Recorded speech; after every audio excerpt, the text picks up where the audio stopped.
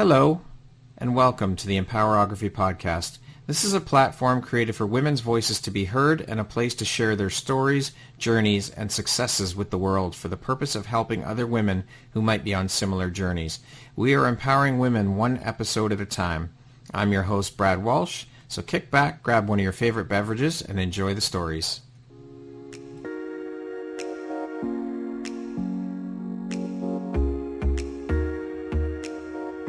If you're looking for jewelry that makes an impact on your self-care routine and your style, Empowerography would like to offer you a discount code to one of our exclusive partners, Quartz and Canary Jewelry and Wellness Company.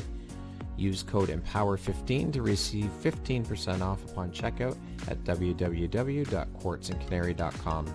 Quartz and Canary is truly the place where spirituality meets style. Hello there, Brad Walsh here, your host of the Empowerography Podcast. Today, my guest is Shayna Melissa Stockman. She is an RN, an NP, and a best-selling author. How are you doing today, Shayna? Hey, I'm doing great. How about yourself? I'm doing awesome. Thank you so much for taking the time to be here today and share a little bit about your story and your journey with us.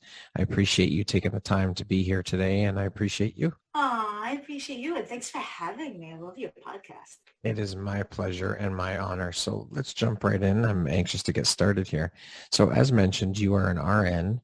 You are an NP who is nationally board certified with dual licenses as both an adult and child health NP and an author, a best-selling author.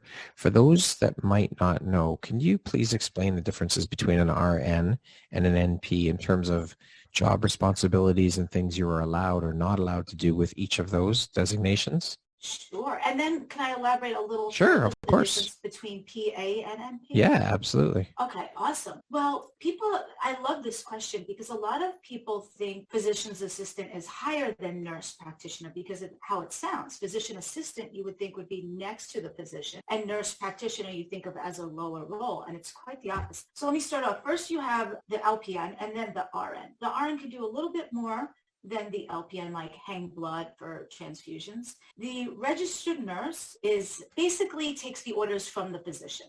So The physician actually assesses the patient, diagnoses, and then, examines the patient, diagnoses, orders the tests, and prescribes. And then the RN takes the doctor's orders and carries them out. So the doctor might write an order for, ibuprofen, and then the RN administers it. So the registered nurse is the nurse that takes the orders from the physician. And I didn't want to just stop there because I noticed a lot of my patients needed doctor's orders for things that weren't ordered by the doctor. I noticed they had a UTI and they needed an antibiotic. Right. Me as the registered nurse would have to call the physician and say, hey, doc, I think they have a UTI. Can you please prescribe this antibiotic because they're allergic to this antibiotic? And it was another battle for me because I would have to track down the doctors and beg them for the right orders that I needed for my patients. Okay. So that's when I decided to go further to become a nurse practitioner. Okay. So the difference is the RN takes the doctor's orders and carries them out and administers the medications. As the nurse practitioner, I am doing 99% of what a physician would. When you come into my practice, I can take your history, your allergies, your medication, family surgical history. I can do your complete thorough exam. I've done everything from DOT exams, physical exams, gynecological exams. I order all your laboratory and diagnostic tests. I can draw your blood, do your EKG, interpret it. I, as the nurse practitioner, also diagnose you and prescribe your medications as well. I am allowed to prescribe every category of even controlled substances that a physician does. Okay. So the difference between the RN and the NP, long story short, is the NP does a lot more of what the doctor does. I can order the test now as the nurse practitioner. I can diagnose you and I can prescribe your medication. Okay. And then the difference between the PA and the NP is the nurse practitioners all have to be registered nurses first. So we must have some experience and knowledge of medical before we become a nurse practitioner. Right. And we have to have at least a master's degree. Okay. The PA or physician assistant does not have to have any medical experience before they become a PA.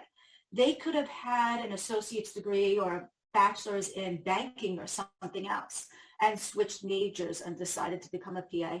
And PAs are only required to have a bachelor's degree, and they work under the physician's supervision. Where a nurse practitioner, I've had my own practice and I work totally independently of a physician. The physician's assistant is supposed to work under direct supervision of the physician.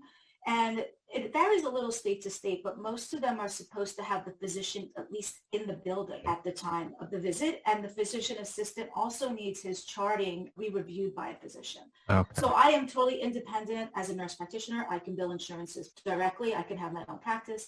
A PA works under the supervision of a physician. Okay. So sorry about the long story No, short. no, that's okay. That's okay.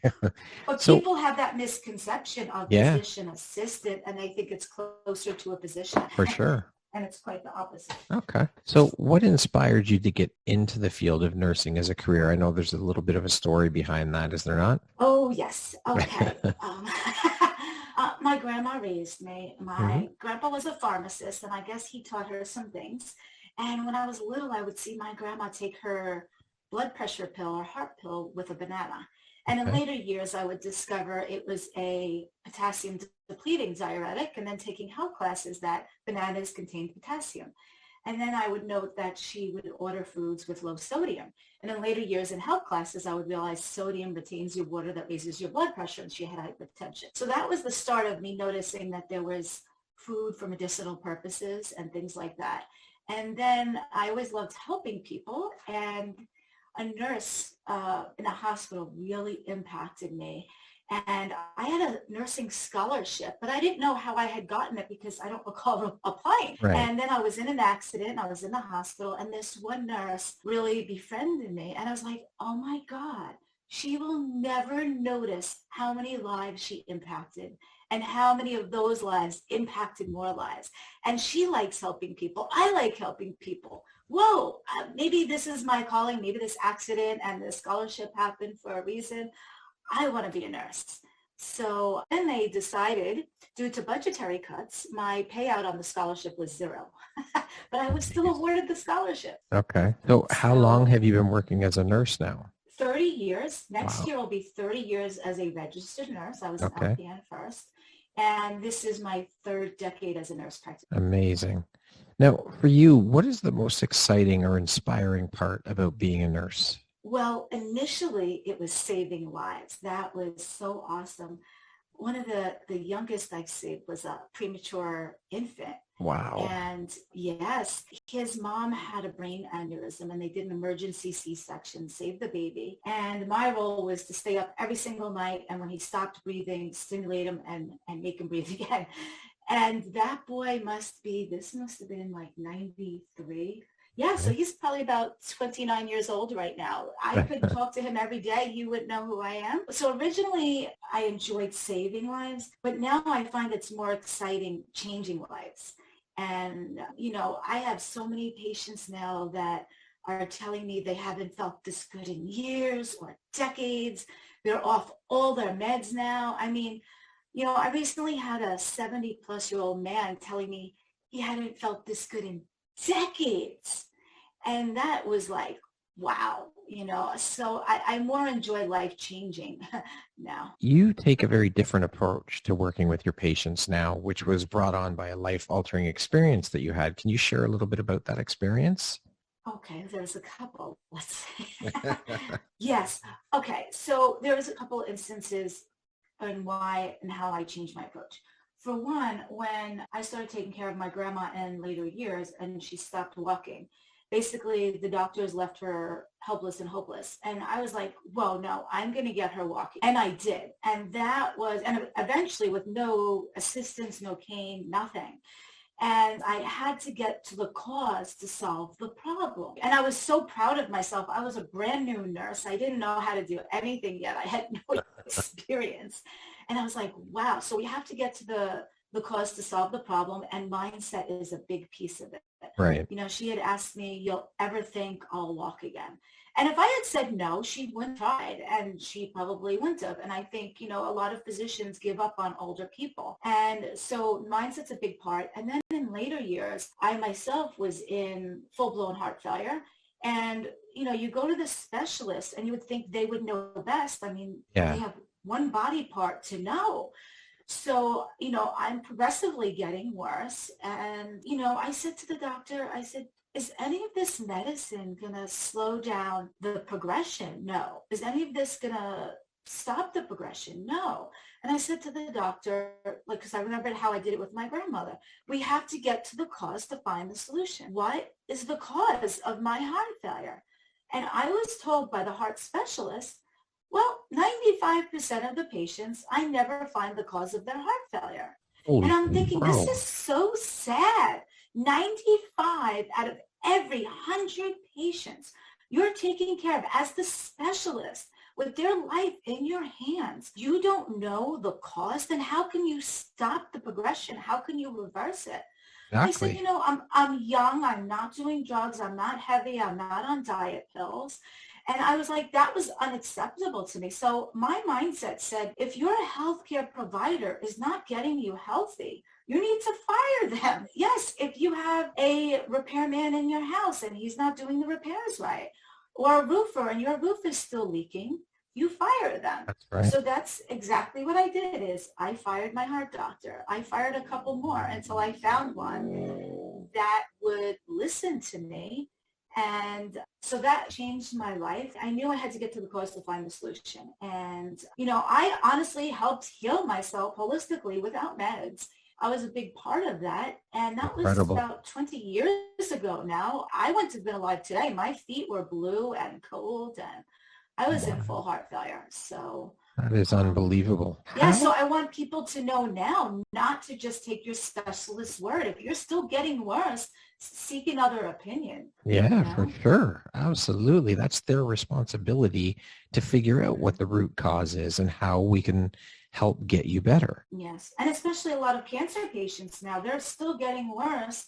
And then you need to look at alternatives then. If you're, still getting worse and progressing, there are alternatives out there. And that's what I want to show the world. So how have all these experiences helped shape the Shayna you are today, do you think, both personally and professionally, other than the way you choose to help and treat your patients, do you think? Oh, wow. Well, they totally shaped me. I insist on getting to the cause to find the solution. It's like if your roof leaks and you just put a piece of tape up there, it's good for now. I think modern medicine sometimes is like nesting tape on a garden hose. It temporarily solves the problem, but the bigger problem is getting bigger and bigger and bigger until bam. So I think these occurrences have definitely helped shape me to try to always get to the root cause because if I get to the root cause, I can stop the progression. I Yeah. can often reverse it, get rid of the symptoms, and then they don't need the medications anymore. It's like I had a patient that came in for a cough and knee pain, and in taking history and doing an exam, I noticed he had high blood pressure, diabetes. And he's like, oh, it just runs in the family. And then I took a further assessment and I found out how the mom was cooking the foods and the large portion sizes and the sedentary lifestyle. And once I empowered him to know it was the way he was taught to cook and eat and sedentary lifestyle that led to the obesity and that Yeah. caused the hypertension and diabetes, I empowered him to realize he's not just stuck with his genetics. I helped him drop over 100 pounds. Wow. His diabetes went away, his hypertension went away, and his knee pains didn't bother him anymore. That's So we incredible. have to get to the root cause. And modern medicine, they don't do that. It's simple algorithms and. It's crazy when I see commercials for all of these medications that are popping up on the market, the Mhm, insane amount of side effects that come along with mhm. all these medications. It's scary as shit reading these things and hearing, oh, death could be a side effect or heart failure could be a side effect or this or that. Like, what the Yes. hell? That's crazy. Yes. And even chemo can help somebody or it can kill them as well. Yeah, for sure. I have a client now that went into heart failure from chemo. So now she does the biohacking alternatives that I do. There you So go. yeah, the same medicine can help you or kill you. And there's Yeah. so many side effects, adverse effects, lethal Yes. adverse effects and overdoses a year that people forget about that and they don't realize. So I'm going to assume that since when you work with your patients, you aren't working in your typical hospital setting. As you said, you have your own practice, right? So setting Yes. and seeing as you take a very different approach with working with your patients, can you share a little bit about your approach when you work with your clients and what type of environment you do work in? Sure. I have a couple office locations on Long Island, New York. I choose not to use them 99% of the time anymore. And this was even just pre-COVID. I find that I can treat a lot more patients virtually in a Okay. lot more states and a lot more countries. And it saves myself time and my clients as well. Even my local clients love it because they're saving at least a half-hour commute each way, waiting in a waiting room with possibly COVID positive Yeah. patients or those with, contagious infection, that it saves us both time. I can treat a lot more. My clientele now, I no longer choose to take any type of health insurance whatsoever. Okay. And I did that because I got away from the brick and mortar because rent is so high in New York. After all the overhead expenses, is it really worth it to own a practice anymore? That was a big part of it. Right. And I can treat a lot more virtually as well. And especially during COVID times, I had to go to telehealth with the patients I was treating that were COVID positive in the hospitals. I had to do that remotely. And I think that I choose not to take insurance anymore because a lot of the insurances, it wastes more time than it's good. And I Okay. can see a patient every month and then find out a year from now that they denied me the past 12 months. Right. So 99% of my patients in the US that I see, a lot of them have insurance, but they still choose to see me independently because I save them commute time. They have no transmission risk because they're not waiting in the exam. Plus, they say I listen to them and I actually get them better. A lot of times their providers weren't really listening to what's going on, their true complaints. And if they didn't know what to do, their providers were just sending them to a specialist, which is another double copay and more tests. And it was wasting more time. And a lot of times I get them better where they don't need to see me every month. So I do a lot of alternatives. I listen to their family history, their lifestyle, what's bothering them, what's helped them, what hasn't helped them. And then I look for alternative means. I do a lot of biohacking with my patients, which is natural occurring substances when possible. I integrate in medications if needed. So I'm not against medications. I can use them both synergistically. I find a lot of my clients now are starting to see the benefits of natural occurring substances. When I biohack, biohacking is like hijacking a plane, right? You take control over the plane. Yeah. Biohacking is taking control over your own biology. Like when I did with that patient and I helped him drop 100 pounds, Yes. his diabetes and hypertension went away even though he had them in the family. So I'm showing that a lot of times you can take the power back if a gene is going to be expressed or not from your family history. So I help them biohack to activate pathways and genes in their bodies to do what it used to do and should be doing. So a lot of times that helps them feel so much better that they don't even need the medications anymore. I actually attack the root cause of their problem, which is oxidative stress, free radicals, inflammation, toxins building up, mitochondria dying off. These are the root causes of a lot of healthcare problems. When I attack the root cause, it stops the progression, the symptoms often go away, and they don't need the medicines anymore. So incredible. Now, you have said that you're on a mission to help millions who are left hopeless to Yes. re-energize, feel better, and be happier, often without meds, and to also empower your fellow healthcare professionals with the same techniques. Why have you Yes. decided to make this your personal mission? I think the biohacking has changed my life for the better. And for the first time, I can actually talk about it. No, I'm so proud. Like this is the first week I can actually talk about it.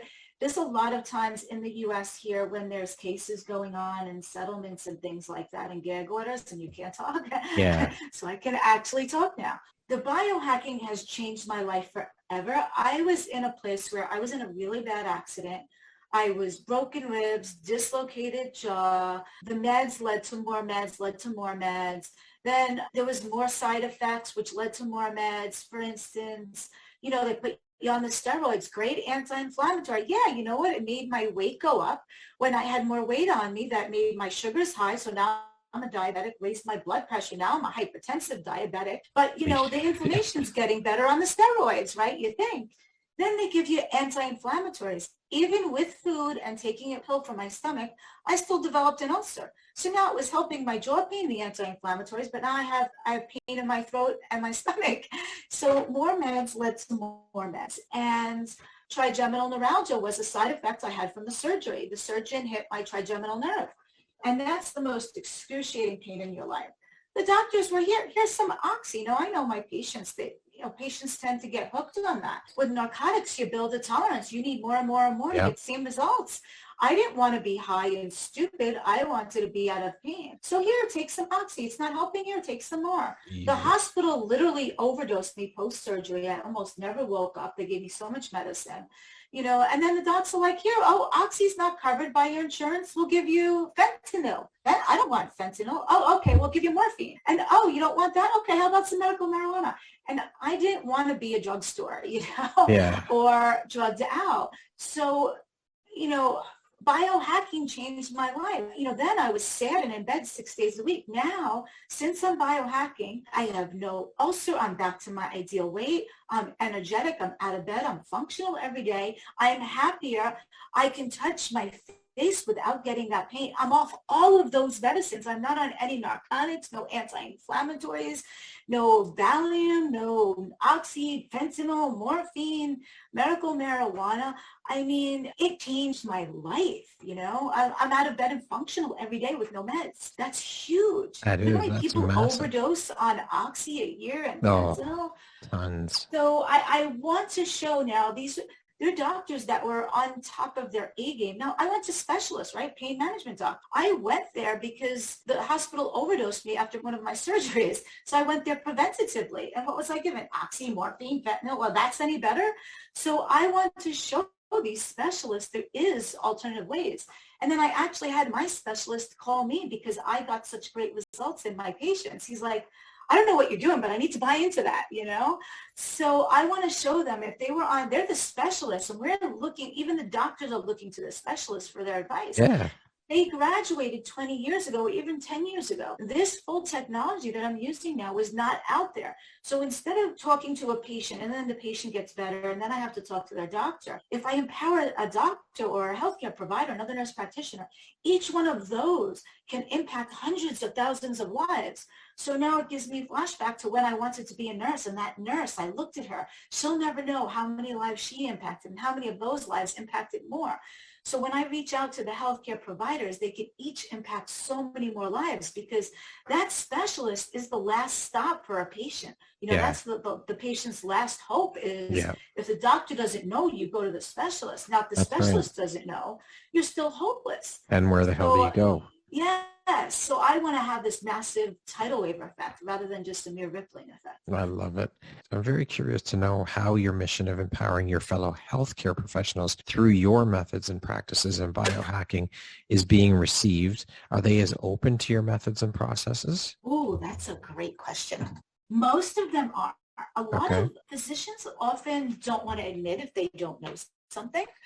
So that would be ego. It's true. I'm sorry. I don't want to generalize them because they're not all like that. But a lot of them, because we all look up to them and they don't want to ever say they don't know and not feel smart. So they don't want to say that. But a very good doctor will say, you know what?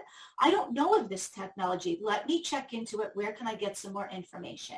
And then I will get them that information. They will be like, oh my God.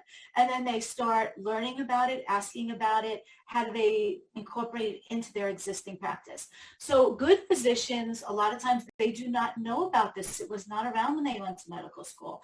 And I enlightened them on it. And now I feel so honored that, years ago, the doctors used to look at, a lot of the doctors, not all of them, used to look at like, oh, you're just a nurse. Now I have the specialists being like, oh, can you tell me more about that? Can you show me the studies? And I love it. It's not received by all.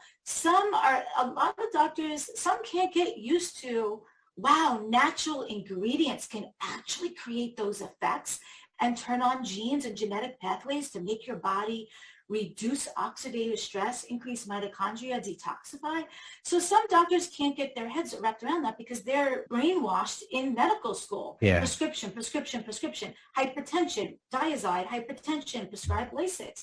And they weren't taught in medical school, hey, hypertension, what else can we do? They forget these herbs were around for centuries. I was just going to say that all this stuff existed long before this. Yes. And, even cocaine they used to use medicinally, right? Where did that come from? A plant. Yes. Morphine, where does it come from? The ground. That's right. So they have to go back to their roots. So not all doctors and healthcare providers are open. A lot of them are, especially once they see their clients' results. If we have a mutual client and they see their results, then they're like, whoa. And at first they might be in a little disbelief, but they're usually open. I do have an uphill battle sometimes. What has been the biggest hurdle you've had to face and overcome with trying to get people on board, the healthcare professionals on board with your Yes. methods? Well, a lot of the doctors don't know of it because the technology was not around. That's Right. one. Two is they're scared sometimes with something new. Like when a new drug comes out, they wait a few months to see other people's feedback. But this is not new. Doctors have been studying these genetic pathways literally for decades now. Even the antioxidant our bodies make called superoxide dismutase, a doctor discovered that in the 60s. So this has been studied, these pathways, since then. But the uphill battles are a lot of the healthcare providers, even the nurse practitioners, not knowing of it before I introduce it to them. Then they need to be enlightened on, hey, are there interactions? No, to date, I have not had any drug interactions, any significant adverse effects at all. They need to know that. And the ingredients are herbs, but less than they would get in an herbal tea. So not enough to create where I've seen any major adverse reactions or drug interactions or anything like that. So they're like, wow, there's something without interactions and adverse reactions. Whoa. So at first it's a little disbelief, but then when they start seeing the studies on PubMed where the doctors look and their clients' results, they're all open. Once they realize there's no significant interactions or drug reactions. And then the other uphill battle is the FDA because Big pharma, of course. Yes, and that's my biggest hurdle right now because with the FDA, where you can never claim anything natural can diagnose, cure, treat, or mitigate any disease. But I can tell you firsthand, client after client after client after client, their success stories and have them tell you personally. Like, look, I had trigeminal neuralgia, excruciating nerve pain, even touching my hair. Can I claim this cured neuralgia? No. Is that the only factor that I did differently? Yes. Do I have other patients that had nerve pain? Yes. Is their pain better? Yes. Can I claim it? No. Because they are natural ingredients, we're not allowed to claim that it cures, treats, mitigates any disease. If this was a prescription, a synthetic manufactured drug, would I be able to claim that? Of course yes. You would. And I'll give you an example. There is a prescription drug for MS. It's in the category called NRF2 activators. Okay. It's made by the company Biogen. I'll give you the generic name, BG-12. The trade name is Tecfidera. They use it. It's FDA approved for MS. It's about $50,000 per year. It's in a category of drugs called NRF2 activators. That company was so scared over the natural NRF2 activator that I use, that's less than $50 a bottle, that they actually studied theirs versus the one that I used. And there's a couple others on the market. Now, this is big pharmaceutical company actually doing this study. Their own study proved not only was the one I used, the $50 all-natural one, more potent than their $50,000 synthetic prescription, but they found it was the most potent NRF2 activator out of their entire study. But I still can't claim that it helped my trigeminal neuralgia. Of course not, because you're taking money away from big pharma. People won't. Yes, that's $50,000 a year. Yeah, if people wake up and realize that they don't need these medications, there's natural cures, then the FDA, big pharma, they're going to lose so much money, and that will not make them very happy at all. Yes, so that's my biggest uphill battle is I can't make the claim. I can tell my stories, I could say my aches are better. There you go. I can't, yes, exactly. That's incredible. That's an uphill battle that, but I think people are first starting to realize that if you look at it now, vaccinations, the definition of a vaccination used to be to prevent transmission and infectivity of others. Right. They actually had to change the definition of vaccination since COVID because it was not proven to reduce infectivity or lower transmission, but it's still called a vaccination. Yeah. They changed the definition to match what it does now. Wow. So I don't understand how they can still give you a shot, not having studies to prove it lowers infectivity or transmission rate to others, but yet still call it a vaccine, but I can't claim that my trigeminal neuralgia pain is better. Because it's all about the bottom line. It's all about But yeah, financial. I'll let you talk to my pain management doctor and show you There he's you not go. prescribing for me anymore. That's the proof. There you go. Now, I want to shift gears a little bit, Shayna. You, as mentioned, you're a #1 international best-selling author. How did your journey into that world, being an author and writing, start for you? Oh, okay. This is a great question. And it was a couple of years ago. I was a volunteer medical director for a couple of nonprofits. One of the nonprofits, Time to Play, was awesome. They asked me the founder asked me to do a chapter in a book. I graciously declined because I just didn't have time, my busy lifestyle. And years later, I was mentioned in another book. Then a celebrity asked me to do a chapter in her book. And I was like, oh, wow, this is going to be great. Her publisher reached out to me, loved my book idea, said, well, I want to publish your book. And I was like, oh. So then I asked that celebrity to do a chapter in my book. She said, okay. Anyway, long story short, I wanted to go with quality publishing. So I fired the publisher and a couple more. And after like 4 that claim to know what they're doing, I kind of helped self-publish. So I'm a certified dream builder as well. And I had a dream builder group that with all these different countries on it, at least once a month we would meet. And a lot of them also wanted to be aspiring authors. So I said, whoa, we can each just write one chapter. Instead of spending our entire life savings writing a book or our entire life writing a book, we can each write one chapter and we can each co-promote it in all these different states and countries and drive it to #1. So that's exactly what we did. I had it professionally edited. I put so much blood, sweat, and tears to that. I read every word of every page several times. I made sure the right things were italics, bold, centered. I gave everyone pictures in the book, 1 to 2 page bio with their headshot, all their links to their social medias, their websites. I even made in the electronic version every link clickable. So Brad, if they went to say you had a chapter and they went Yeah. to your bio after and like, I love Brad. What does he do? I want to do photography with Brad. They Yeah. would just click your website. It would go right to your website. They can go right and check out, buy some. So together, I like to everyone uplift the other. And if you look at the cover, it's a mountain. We're all climbing up the mountain. We're all reaching a hand down to uplift the next person. That's it right And we're there. at the top together, raising our hands, celebrating. And that's what my book was about. Everybody uplifting everybody. There should be no competition. That's I'll right. help other publishers. I'll help other authors. I'll help other nurse practitioners, other providers. People look at each other as competition, but they should not. If I help uplift you, when you get higher than me, I'd hope you uplift me. And that's how I want to do it. And that's exactly what we did. And that book took my business to a whole new level because now I'm known in other states and other countries and other continents for being the biohack NP. And it's truly turned me into the world wellness expert where I have biohacking clients now in other states, countries, and continents. And it's helped some of the other authors really increase their audience, their Their businesses to a whole visibility, new level. everything. Yeah, that's Their incredible. visibility, their confidence, yes. And congratulations on your book as well. Thank That's you. going to help your co-authors take it to a whole new level. The book themselves might not be the moneymaker. It's I found this. I have 5 college degrees, 4 nursing and medical licenses, but people were more impressed that I was an author. And There even you more go. so published author and bestseller, and then #1 international published author. So that is better accolade than a lot of college degrees. And it's said that I can save lives with all my college degrees and education, but they'll like, oh my God, you're an author?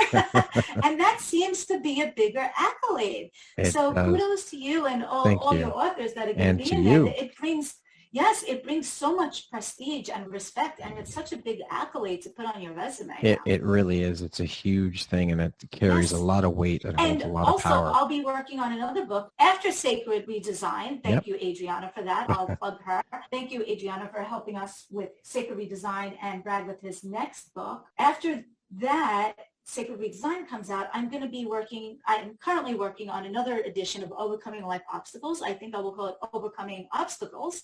Okay. a spin-off because a lot of people ask me, like, can I still be in your book? Or, oh, let me know, I want to be in the next one. So it is open if people would like to be in the next edition, a next bestseller, where they share a little bit about a life obstacle, but more how they overcame it. The book is to help everybody thinks they're alone in their struggles. It's to help others realize you're not alone, to inspire you, motivate you. But also when we have a problem, we try to figure it out. It can expedite the reader's journey, not only to overcome, but expedite their end destination, because there's people that are experts at overcoming that same obstacle that have already been there, done that, and can not only help you overcome as the reader, but overcome at an expedited pace. And a lot of people want to share their stories and get it out to the world. And a book is the most beautiful way to do that. And a lot of my authors felt it to be cathartic and therapeutic. And, you know, like my message I want out there, a lot of authors, a lot of aspiring writers need their message out to the world.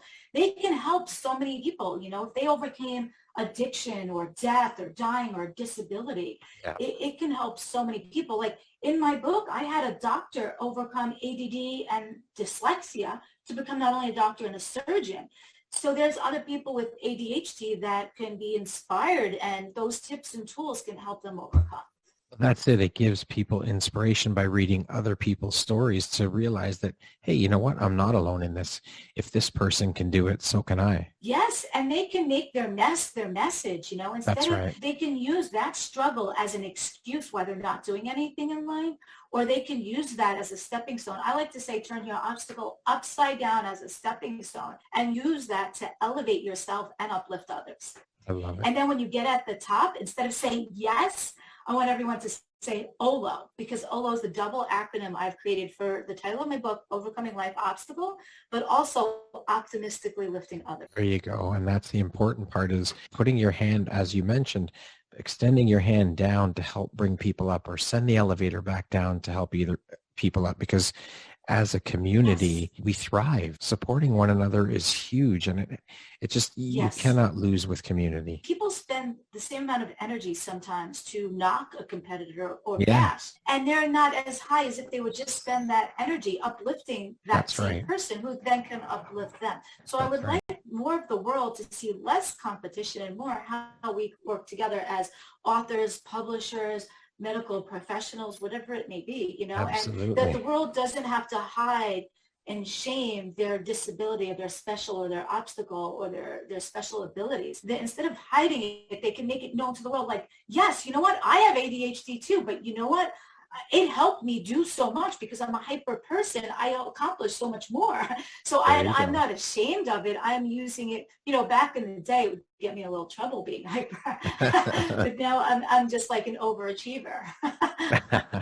Shana, what do you think your unique skill set or superpower is that's helped you become successful? Oh, that's a good one. My hyperness, definitely. Hyperness, multitask. If I had to pick one, my perseverance and determination. I know you cannot fail if you do not quit. My grandmother, God bless her soul, she inspired me so much because she was brought up with every adversity. She was brought up poor, Jewish, when there's a lot of discrimination back then with Hitler. You know, she grew up poor, Jewish, divorced parents, survived the last pandemic to graduate high school 2 years early, and then survive the Great Depression. So she totally inspired me to, I believe, if you just never, ever quit, you can't fail. So I would say it would have to be, if I had to pick one, perseverance. And speaking of success, how do you define that word? What does the word success mean to you? Oh, this is a good one. Success. A lot of people look at monetary and income as, I do not do that. And I just had this conversation with someone a couple of days ago. Their definition of expert is you make at least $100,000 in that field. And I tended to disagree with that. I don't like to argue a lot, but what about a priest, right? He's an expert at the Bible.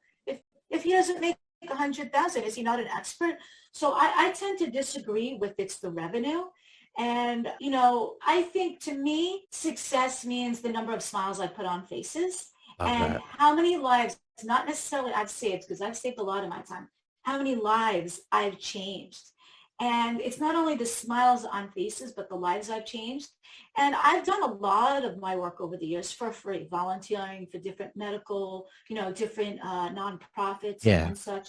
So I can't say for me it's income at all. I think it's smiles on faces, and it's changing the trajectory of a young life. And I think it was like when I first started in medicine, I remember these two twin boys that I would treat all the time. And one of them was like the little angel, and one was like the little devil. And I told mom, it had to be positive reinforcement, and negative if he does something bad, take away, an Yeah. activity he likes, and to try to change it young before when they get older and teenagers and it's out of hand. So if we can change the trajectory of a young life, and that's exactly what she did. I worked with her as the NP. I was just the NP. I was not the psychologist, the therapist, but I saw this with him in a young age, and I knew he had to change, with mom's help and the teachers. And his trajectory changed. He then decided to, he got positive reinforcement that he needed. Hey, good boy. And he started doing good in school. So I think if you change the trajectory of a young life, that can be turned into an overachiever with that ADHD instead of somebody that's in jail all the time. So success to me is the number of smiles on faces. However, now I'm starting to look at success as also if I am monetarily rewarded with it. When I do become a philanthropist, that would be my ultimate success, because then I can open the nonprofits I'd like to. And one of them is rescuing animals and children, where this might sound a little wild, but they can both teach each other to trust again and unconditional love. And the children can learn a sense of responsibility and positive reinforcement. And so I guess ultimately it would be to be a philanthropist, so then I can help even more people. That would be my ultimate definition of success. Love it. Yes. Now, what would you say is one of the most important things you've learned in your life? And what was your life like before learning it? And what was your life like after you learned it? Oh, these are good questions. I would say that time is precious. Time is so precious. You cannot get back time at all. Right. Don't waste it. I'm getting chills thinking of this. I was working 80 hours a week. In the beginning, I had to pay off a lot of student loans. I had to pay a mortgage, a roof. And I was working 80 hours a week. And life's too short. You never know. Tomorrow is promised to no one. And I look back now, and I wish I would have spent more time with my grandmother and my mom while I could have. I would have worked less, played more. I would have lived life more. I mean, there was a point I had to work 80 hours, and, everybody as a nurse, I was in such high demand, and please work here, work there, do overtime. And because I was so experienced, they always wanted me to work. I knew how to do ventilators and dialysis. But I think the biggest take home I could tell someone is time is precious. Don't waste it. Spend it with your loved ones, because you don't know when it's going to be the last time you ever saw someone. I mean, once that time's gone, you can't get it back. Time is the most valuable commodity on earth, 100%. Yes, you can't buy time. You can buy pretty much anything else, but time is priceless. That's right. Yeah, I think that's the only thing in life, one of the few things you can't buy. Yep, 100%. Shana, what is your personal motto? Ooh, I have a few, but I keep changing them and they evolve. One of them is I would rather be proactive than reactive. Like I would rather teach a young person to wear their bike helmet than treat their head trauma later. Yeah. And I've been promoting bike helmet safety and seatbelt safety since the 90s, before everyone was big and jumping on board. I would rather, one of my big ones is I'd rather prevent your disorder today than treat your disorder tomorrow. If I can help you prevent a disease or a disorder, it's so much easier. If I can tell you to lose the weight, keep your blood pressure good, your cholesterol low, rather than your arteries get clogged and see you with a triple bypass, I would rather try to prevent it today than treat it tomorrow. So I would rather prevent your disorder today than treat your disorder tomorrow. And I like to say, be well, biohack, and OLO. What does the word empowerment mean to you? Okay, empower. I would like to use the word power in the definition, but I don't think we're supposed to do that. Empower someone is to give them control, give them the power. Like when I empowered my patient with 100 plus pounds to lose the weight to show him he didn't have to be a diabetic and hypertension, I gave him control to do so. I gave him the power. I gave him the reins. I want to empower fellow healthcare providers to help thousands biohack, to re-energize and feel better and be happier without meds. I want to give them control. And I guess it would be give them power, give them control, give them the capability to do something, to give the power to the doctors to help their clients over biohack and get healthier and feel better and do more and be happier. So I guess it would be to give them control. Who in your life has had the biggest impact on you and why? Ooh, my grandma, definitely. Like I said, she grew up poor Jewish, divorced parents through the past pandemic and survived the Great Depression to also graduate high school 2 years early. So she showed me you can overcome anything. You never use an excuse. You know, she could have used so many excuses. Yeah. You don't use an excuse. You find a way. You find a will, a way. You persevere. You never, ever, ever quit. And you can't lose if you don't quit. And, you know, I want to pass that on to so many more people, especially the healthcare pros with the biohacking. Yeah. That, you know, these patients, especially cancer stage 4 patients, they're left totally helpless and hopeless. And they're, you know, listening to their doctors. And can I elaborate for a sec? Yeah. Okay. So I have had, say, a couple of my cancer patients, they think you go to the specialist knows what's best for you. They don't necessarily know about the biohacking. So I've had one of my patients, for instance, she had stage 4 metastatic breast cancer. She was told to go into hospice to die. And she, of course, was like me and was like, whoa, there's got to be alternatives out there. So she reconnected with me. I was biohacking and I showed her how. And even with her chemo, her tumors were still getting bigger. Since biohacking, her tumors were shrinking. She went into partial remission, then absolutely full remission from stage 4 metastatic cancer. Can I make that claim? No. Is it the only thing she did differently? Yes. And, you know, I've had another patient where chemo almost killed her, threw her into heart failure. So she's looking at the biohacking as an alternative to her. And I want to empower all the healthcare providers, especially specialists, because that's the patient's last stop, that there's an alternative. They can use this in conjunction with chemo or instead of for the patients can't tolerate it. I have another cancer survivor that was going to the cancer center, and she did the biohacking during the chemo treatments, and it was amazing. In her 70s or 80s, she was able to tolerate every single chemo treatment without having any adverse effects except for losing her hair, which is amazing because of the biohacking. And also, a lot of times during chemo, your red cells, white cells, your platelets drop and your side effects are so bad you have to stop chemo altogether or temporarily. She didn't have to stop any of her chemo because of the biohacking. It seemed that all her numbers were good the whole time and she didn't get any adverse effects she couldn't tolerate. So a lot of times it seems to make them tolerate the chemo better where they can finish the treatments. So a lot of patients use it in conjunction with traditional medicine. So I want doctors to know, I don't want to be a threat, and I'm not saying to use this instead of, but for those that can't tolerate traditional medicines or choose not to, it's a good alternative. Or that those that want better results, synergistic results, they can use it in addition to. Why not get better results, right? Absolutely. Brad, the doc says to you, Brad, you can use moist heat on your back pain or a muscle relax, and you do both, you get better results. Yeah. So why not get the best of both worlds? Absolutely. Okay, we're going to jump into a little rapid fire section here. So the next grouping of questions just be 1, 2, 3, 4-word answer type thing, okay? What was your very first job, Shayna? Very first job. Off the books, I was the bazooka dealer in elementary school. I was, and I would sell it for a nickel, a dime, a quarter. I would trade it for a bouncy ball or stickers. And I was coloring drawings. I was making drawings and selling them to my neighbors for a nickel or like 3 for a dime.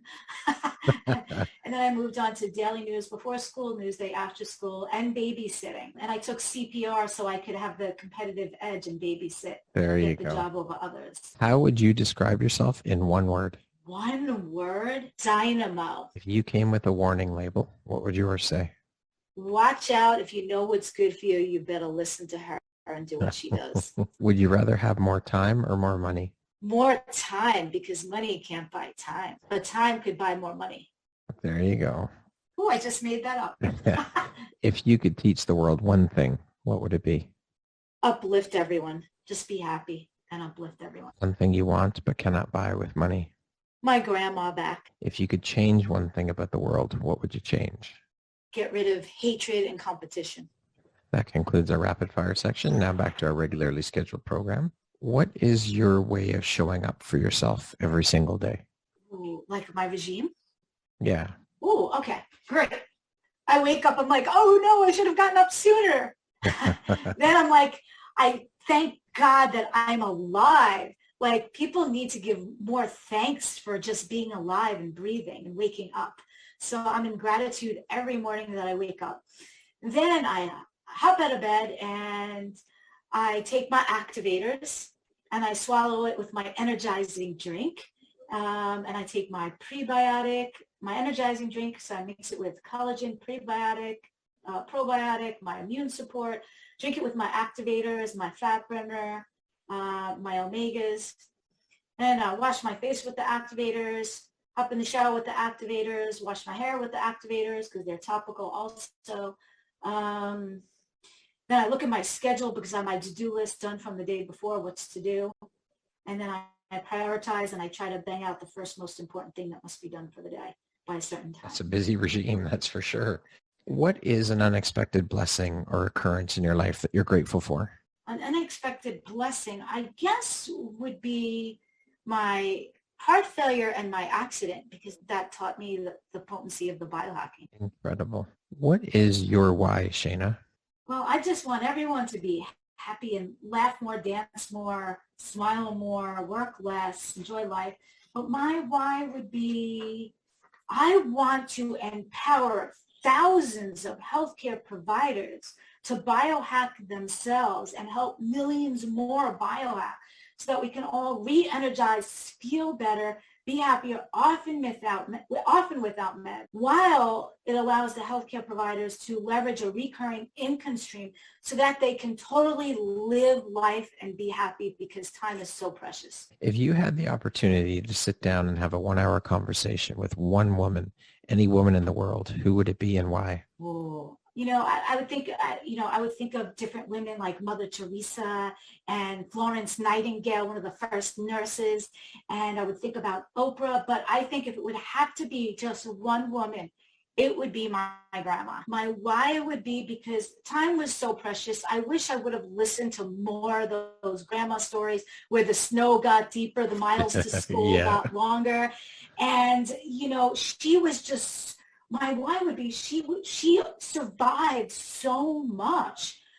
She is the wisest person I know in the entire world. There's so much more I could have learned from her if I had only made more time for her and worked less. What does the best version of you look like when you close your eyes and imagine it? The best version of me, or my futuristic version of me, I'm pretty slender and in shape.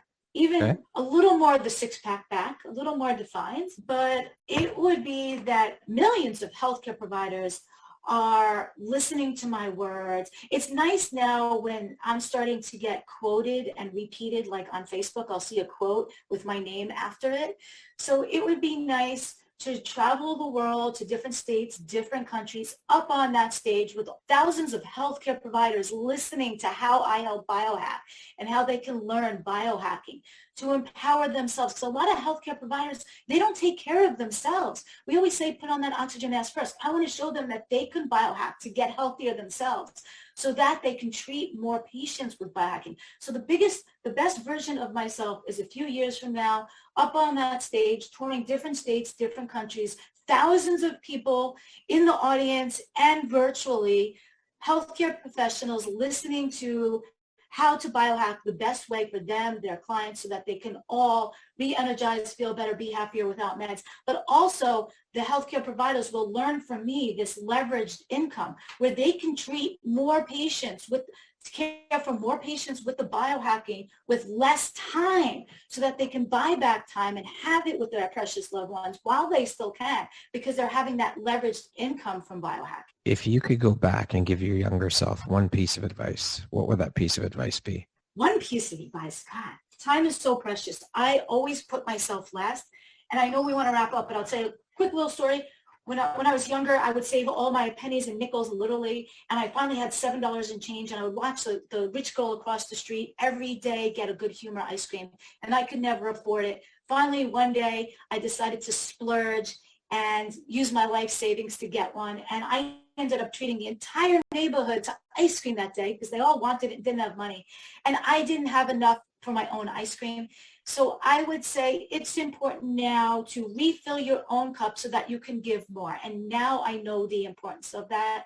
We have to put on our own oxygen mask. We cannot pour from an empty cup. Marina Wari recently said that. We cannot pour from an empty cup. So self-care is so, so, so important. So please, everyone, those healthcare givers, those providers, take care of yourself so that you can give more and help more. So if I have a fuller cup, I can help more people.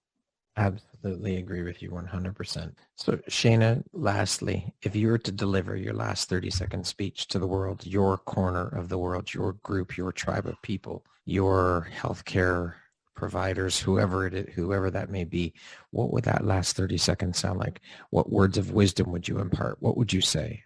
Okay, first I would ask, do you only give me 30 seconds? Yes. Okay, I'm going to time myself. Go. Okay, I would hate less, love more, dance more, laugh more, did things you didn't have to do, treat others how you want to be treated, treat yourself as good as you treat others, if not better. Balance, or either balance life or integrate in the fun and the work. I use more integration. Work smarter, not harder. Don't waste time. Choose your options wisely. Only listen to successful people that are more successful than you. Biohack to take back the power, to re-energize and get that leveraged income so that you can fill your cup and help more. Be well, biohack, and OLO. Okay. It's just over 30. That's okay. I love it. Shana, thank you so much for taking the time to be here today and share a bit about your story and your journey. Thank you for having me. This was an incredibly educational and inspirational conversation. I appreciate you taking the time, and I'm honored to have you as a member of the Empowerography community. So thank you so much. Thank you. I am honored to be a part of your community. I thank you very much. Once again, my name is Brad Walsh, host of your Empowerography podcast. Today, my guest has been Shana Melissa Stockman. She is an RN, an NP, and an international #1 best-selling author. Thank you so much. I hope you have a wonderful rest of the day.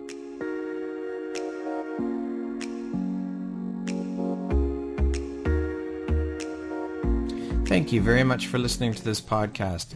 If you haven't yet, please be sure to subscribe, rate, review, and share with all your friends. You can find me at visuphoria.ca and follow me on Instagram at Empowerography Podcast and on Facebook